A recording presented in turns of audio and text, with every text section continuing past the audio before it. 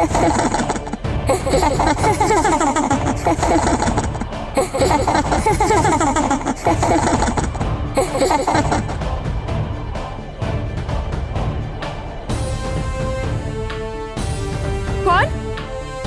कौन हंस रहा है?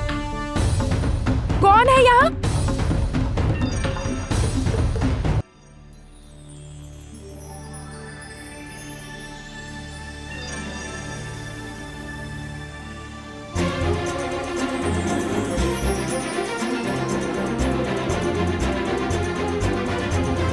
अब मैं समझ गई।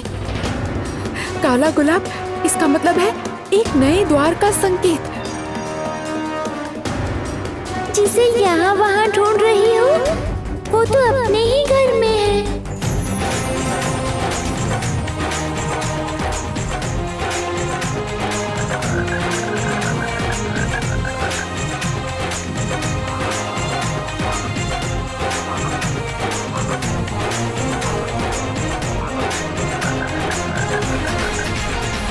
मेरी छतरी को क्यों छू रही हो? हाँ? ये क्या? तुम बात भी कर सकते हो? मैं कह रही हूँ, क्या तुम मुझे अपनी ये छतरी एक बार दोगे? नहीं, चारों तरफ तो बस मेढक की छतरियाँ हैं।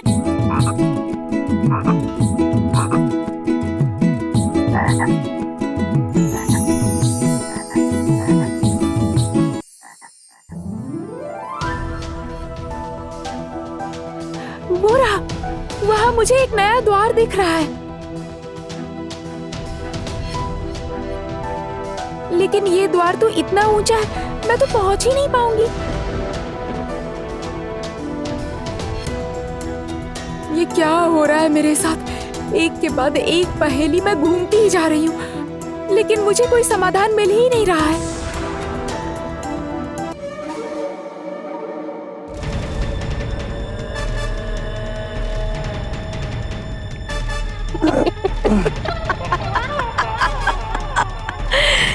क्या हुआ राजवैद्य? ये क्या अवस्था बना ली है तुमने? पुत्री तुम्हारे पास है तो तुम्हें तो खुश होना चाहिए, परंतु तुमने ये क्या दशा बना रखी है, बताओ।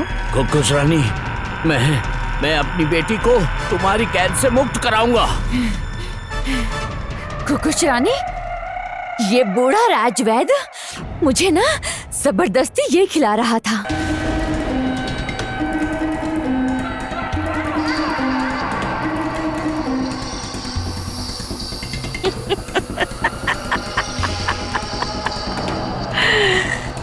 हाय रे राजवैद्य, ये औषधि बनाकर अपनी बेटी को पिलाने के बाद तुम उसे बचा लोगे?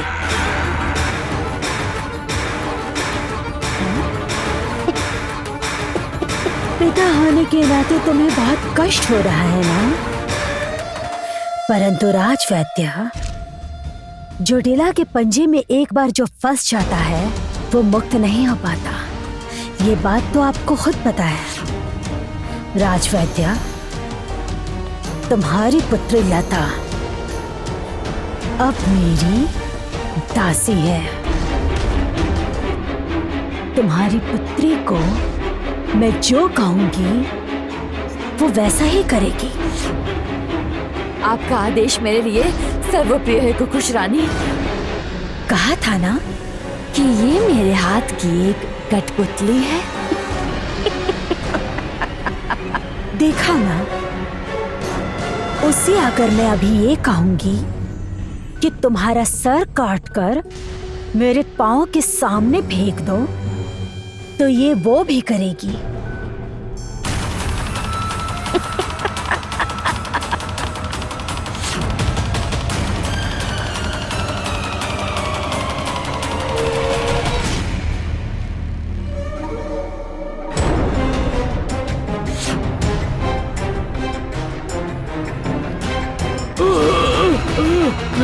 लता बेटी मेरी बात सुनो। मैं तुम्हारा पिता हूँ। हाँ, पिता हूँ तुम्हारा। तुम इस महल में खेली हो, राजकुमारी अरुंधति की दोस्त हो तुम। जरा याद करने की कोशिश करो, मैं तुम्हारा पिता हूँ, मैं तुमसे कितना प्यार करता हूँ। याद करने की कोशिश करो, अतीत में जाओ लता, विश्वास करो, हम सब तुमसे बहुत प्यार करते हैं। यहीं पर लता बड़ी हुई है, राजकन्या की साथ ही ये बड़ी हुई है। इसका मतलब लता से ही मैं उसके बारे में हर एक चीज जान पाऊंगी।